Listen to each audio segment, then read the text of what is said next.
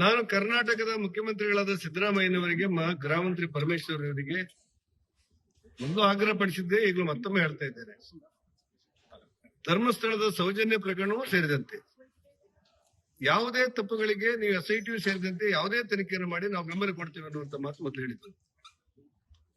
ಈಗಲೂ ಕೂಡ ನಿನ್ನೆ ಧರ್ಮಸ್ಥಳದ ಠಾಣೆ ಎದುರು ಜನ ಆಕ್ರೋಶ ಭರಿತರಾಗಿ ಅಲ್ಲಿರುವಂತಹ ಭಕ್ತಾದಿಗಳು ಮಂಜುನಾಥ ಸ್ವಾಮಿಗೆ ದೇವಸ್ಥಾನಕ್ಕೆ ಪಾವಿತ್ರ್ಯಕ್ಕೆ ಧಕ್ಕೆ ಆಗುವಂತ ಪರಿಸ್ಥಿತಿ ನಿರ್ಮಾಣ ಆಗಿದೆ ಅಂತ ಹೇಳಿದರು.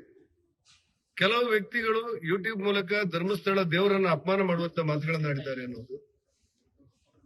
ಈ ಕುಕ್ಕರ್ ಬಾಂಬ್ ಸ್ಫೋಟ ಮಾಡಿದಂತ ಒಬ್ಬ ಆರೋಪಿ ಧರ್ಮಸ್ಥಳ ದೇವಸ್ಥಾನಕ್ಕೂ ಕೂಡ ಇಡ್ಲಿಕ್ಕೆ ಹೊರಟಿದ್ದಾರೆ ಅಂತ ಹೇಳುವಂತ ಚರ್ಚೆಗಳು ಬಂದಿರ್ತದೆ.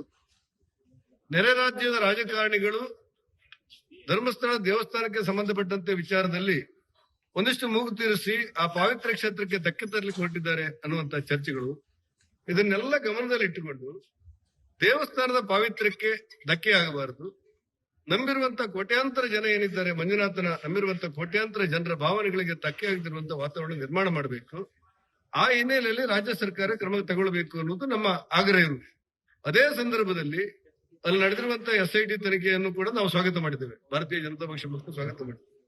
ಸೌಜನ್ಯ ಪ್ರಕರಣದಲ್ಲಿ ಅವರ ಹೆತ್ತ ತಾಯಿ ತಂದೆಯ ಸ್ಥಾನ ನೋಡಿದಾಗ ಆ ಮಗುವಿಗೆ ನ್ಯಾಯ ಸಿಗಬೇಕು ಅನ್ನೋದನ್ನ ನಾವು ಮೊದಲು ಆಗ್ರಹಪಡಿಸಿದ್ದೇವೆ.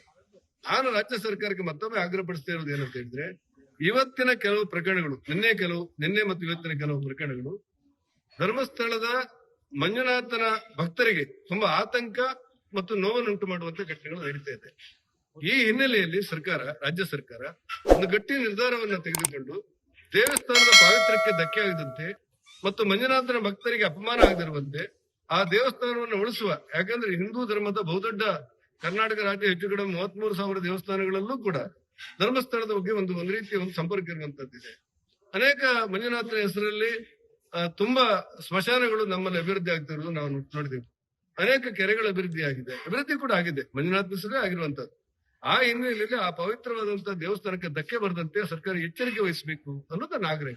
ಲೇಟೆಸ್ಟ್ ಹಾಗೂ ಇಂಟ್ರೆಸ್ಟಿಂಗ್ ಸುದ್ದಿಗಳಿಗಾಗಿ ಬಾಸ್ ಟಿವಿ ಕನ್ನಡ ಚಾನೆಲ್ನ ಸಬ್ಸ್ಕ್ರೈಬ್ ಮಾಡಿ. ಹಾಗೆಯೇ ಬೆಲ್ ಐಕಾನ್ ಪ್ರೆಸ್ ಮಾಡಿ. ಇದರ ಜೊತೆಗೆ ಫೇಸ್ಬುಕ್, ಇನ್ಸ್ಟಾಗ್ರಾಮ್, ಎಕ್ಸ್ ನಲ್ಲೂ ಮಿಸ್ ಮಾಡದೆ ಫಾಲೋ ಮಾಡಿ.